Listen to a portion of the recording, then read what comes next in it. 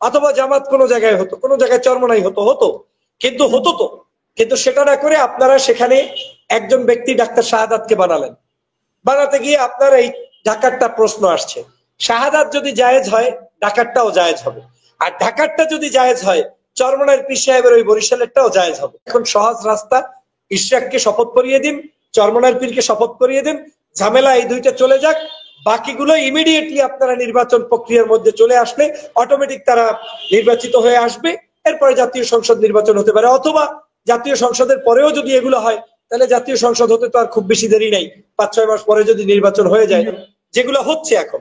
আপনি কোনো জায়গায় একটা অসঙ্গতি পেলে সেটা আপনি ধরাই দেন। এভাবে করে করে আপনি নতুন কিছু জিনিস নিয়ে আসবেন। কিন্তু ওই যে মুজিববাদ, জিয়াবাদ, ওই রাজাকার, আল বদর, আল শামস, এইসব ট্যাগিং জাতি চায় না, শুনতেও চায় না। ডক্টর ইউনূসকে এরা একসময় বুইরা খাটাস বলতো, এটা সেটা বলতো, গালিগালাজ করতো, এগুলা বইলে কোনো লাভ নেই। এটা হচ্ছে বিশেষ সময়ে বিশেষ কথার পরিবর্তন।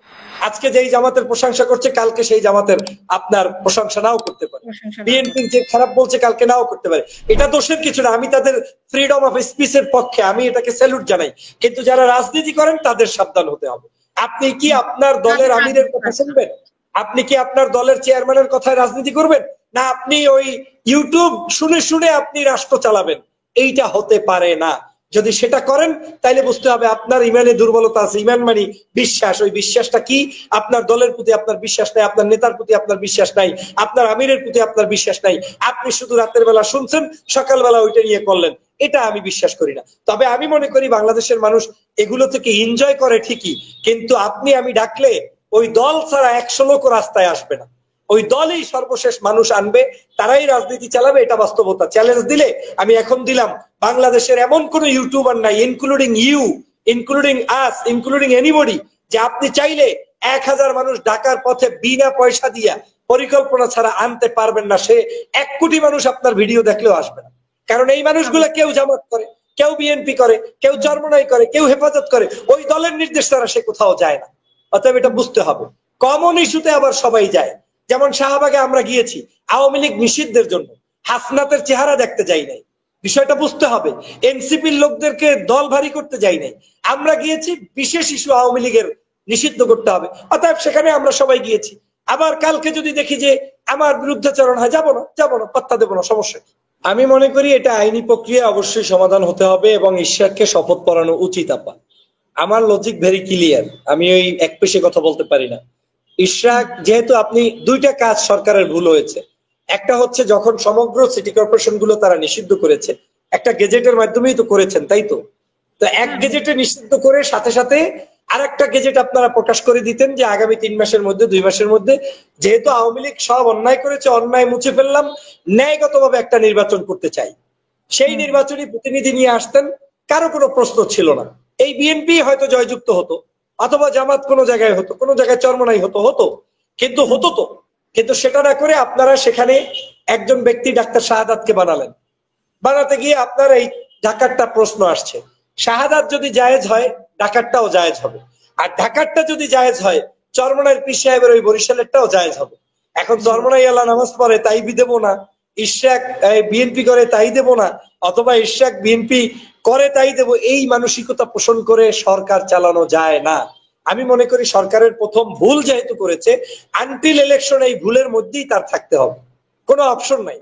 আর না হয় শাহাদাত সাহেবকে ইমপিচমেন্ট করে ঘোষণা দিয়ে বন্ধ করে দিয়ে আবার লেভেল প্লেইং ফিল্ড করে 3 জায়গায় নতুন করে ইলেকশন হবে, সেই ইলেকশনে যা হবে সেটা হবে। আর না হয় এই বিতর্ক থেকেই যাবে, এবং শুধু বিতর্ক এখানেই যাবে না, চরমনাইয়ের পীরকেও সেখানে আপনার মেয়র ঘোষণা করতে হবে।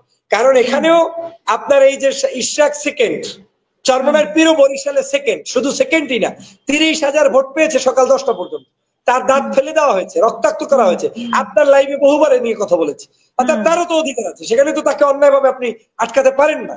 এবং তাকে নির্বাচন কমিশনার বলেছিল ইন্তেকাল কমিশন, মানে ইন্তেকাল কি করেছে, চরমনাইয়ের পীর কি ইন্তেকাল করেছে, মানে সে অপেক্ষায় যে দাঁত ভাঙার পরে উনি কি মারা গিয়েছে, একজন ক্যান্ডিডেট মরলে উনি খুশি।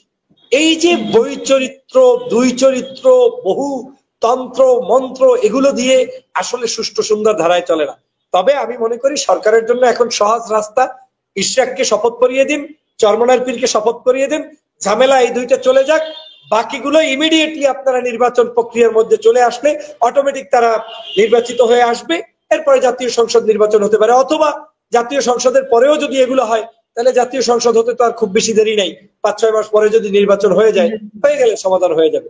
কিন্তু এভাবেই আমি মনে করি সমাধান করতে হবে। ডক্টর ফয়জুল হক, আপনার কাছে শেষ প্রশ্ন। আজকে মৌলিক সংস্কারের একটা তালিকা নিশ্চয়ই দেখেছেন, কোন দলে 3টা দলের কথা উল্লেখ করা হচ্ছে। এখানে বিএনপির কথা আছে, জামাতের কথা আছে, এনসিপির কথা আছে। আমরা একেবারে এনসিপির বিপরীত অবস্থানে দেখতে পাচ্ছি বিএনপিকে, কেন? না, বিপরীত না, এটা গণতন্ত্র, সৌন্দর্যতা। আপনার 16 বছর আপনি দেখেন নাই, তাই আপনার কাছে কোরমা পোলাও নতুন মনে হচ্ছে, কারণ খেয়েছেন পান্তা ভাত, খেয়েছেন মরিচ পোড়া। এখন নতুন করে পোলাও কোরমা দেখে আপনার ভালো লাগতেছে না। আপনার কাছে এত কিছু থাকবে কেন, এগুলো আসলো কেন? কিন্তু এগুলাই যে আপনার প্রতিদিনের খাদ্য, এটা হওয়া উচিত ছিল, সেটা আপনার কাছে অভ্যাস ছিল না, বিধায় আপনার কাছে নতুন মনে হচ্ছে। ঠিক একই উপায় এনসিপি একটা নতুন দল, গণতন্ত্রের জন্য তারা লড়াই করবে। তাদের ত্রুটি থাকলে, বিচ্যুতি থাকলে সংসদে কথা হবে, রাস্তায় কথা হবে, আন্দোলনে হবে। আমি আপনাকে এনসিপি ভুল করলে কোনোভাবে হেয় করার চেষ্টা করা হচ্ছে কিনা, যেটা অনেকে বিএনপি কে যদি টার্গেট ভিত্তিক করে, বিএনপি সেটার পাল্টা জবাব দিবে, এটা দোষের কিছু নাই। যেমন আমি বিএনপির বিরুদ্ধে একটি কথা আমি একেবারে এখনো বলবো, যেমন সম্ভবত এনসিপির কোন এক নেতা বলেছিলেন জিয়াবাদ। আমি জিয়াবাদ আর মুজিববাদের সাথে একমত না। মুজিববাদ আর আওয়ামী লীগ এটা এক জিনিস, জিয়াবাদ বিএনপি এটা আর এক জিনিস। 1000 বছরও যদি বিএনপির অপরাধ আপনার কাছে থাকে, তাও আওয়ামী লীগের সমতুল্য অপরাধ হবে না। এটা মেনে নিয়ে রাজনীতি করতে হবে। এখন বিএনপি আমার অপছন্দের তাই বলে তাকে যা ইচ্ছা তাই বলো, যা ইচ্ছা গালি দাও, না, এটা হবে না। এই 16 বছর তারা নির্যাতিত ছিল, নিপীড়িত ছিল, নির্যাতনের রিস্টিমুলার চলেছে। হ্যাঁ, তাদেরকে ভোটের মাসে আপনি হারাতে চাইলে আপনি কৌশল অবলম্বন করতে পারেন। একটা দুর্নীতি পাইলে ধরাই দেন, চোর পাইলে ধরাই দেন, যেগুলো হচ্ছে এখন। আপনি কোনো জায়গায় একটা অসঙ্গতি পেলে সেটা আপনি ধরাই দেন। এভাবে করে করে আপনি নতুন কিছু জিনিস নিয়ে আসবেন। কিন্তু ওই যে মুজিববাদ, জিয়াবাদ, ওই রাজাকার, আলবদর, আল শামস, এইসব ট্যাগিং জাতি চায় না, শুনতেও চায় না। অতএব আমি মনে করি এনসিপির সাথে আমি ব্যক্তিগতভাবে মনে করি কোনো দূরত্বের কিছু নেই। এটা রাজনৈতিক সৌন্দর্যতা থাকুক এনসিপি, তবে এনসিপি কে মুরব্বীদের প্রতি খেয়াল রেখে পথ আগানো উচিত বলে আমি ব্যক্তিগতভাবে মনে করি। কারণ রাজনীতি not for one day, it's 50 years work on your life. আপনার যেই জায়গায় মিনিমাম 50 years আপনি সার্ভ করতে পারেন। যে লোকটার বয়স 20 বছর, সে 70 বছর পর্যন্ত রাজনীতি করলে 50 বছর রাজনীতি করতে পারে। অতএব সেই জায়গা থেকে আমি মনে করি কথাবার্তা আমাদের সবারই এমন কিছু হওয়া উচিত যাতে দেশের পক্ষে, মানুষের পক্ষে, গণতন্ত্রের পক্ষে থাকে। আর কিছু কিছু শব্দ চয়ন হয়তো আমাদের ভুলভাল হয়ে গেলে সেগুলোকে আমাদের মধ্যেই আবার সংস্কার করা দরকার। তবে কাউকেই আমি শেষ হয়ে যেতে দেখতে চাই না। আমি চাই আওয়ামী লীগ ধ্বংস হয়েছে, এরা ধ্বংসপ্রাপ্ত, এরা যাবে, এরা আবুল আহাবের বংশ চলে গেছে, শেষ। কিন্তু এর বাহিরে যারা আছি, এনসিপি কে থাকতে হবে, জামাত শিবিরকে থাকতে হবে, বিএনপি কে থাকতে হবে, চরমনার ইসলামী আন্দোলন, হেফাজত, সবাইকে থাকতে হবে। এরা সবাই মিলে বাংলাদেশটাকে গঠন করতে হবে। তাতে কেউ যদি একটা সিট পায় পাক, কেউ যদি 100 সিট পায় পাক, কেউ যদি রাষ্ট্র ক্ষমতায় চলে আসে আসুক। এটার জন্যই আমরা আন্দোলন করেছি। আশা করি আপনি বুঝতে পেরেছেন। অসংখ্য ধন্যবাদ ডক্টর ফয়জুল হক, আমাদেরকে সময় দেওয়ার জন্য। আমরা শেষ করবো, আপনার শেষ বক্তব্য প্লিজ আমাদের দর্শকদের জন্য। আপনাকে অসংখ্য ধন্যবাদ। বাংলাদেশের সমগ্র নাগরিককে উদাত্ত আহ্বান জানাবো, আসুন দেশকে গঠন করি এবং সকল ষড়যন্ত্র রুখে দেই। আর সবচেয়ে বড় কথা হচ্ছে, শুনে কানে কান নাই, চলে গিয়েছে শুনেছেন, ওই চিলে কান নিয়েছে বলে বসে থাকবেন না, বাস্তবতা মেনে নিবেন। বাস্তবতা হচ্ছে এই, বাংলাদেশে আওয়ামী লীগ আর আসবে না।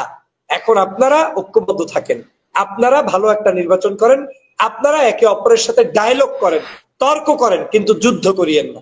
যুদ্ধ আমাদের দেশকে ধ্বংস করে দিবে। জামাত, বিএনপি, শিবির একে অপরের গালাগালি করেন, মিডিয়ায় কথা বলেন, সামনে আপনারা কি বলে ওই মানে লাইভে এসে কথা বলেন, কিন্তু আপনারা কখনোই একে অপরের এমন শত্রু হবেন না যাতে ভারত খুশি হয়, আওয়ামী লীগ খুশি হয়। সবাইকে ধন্যবাদ।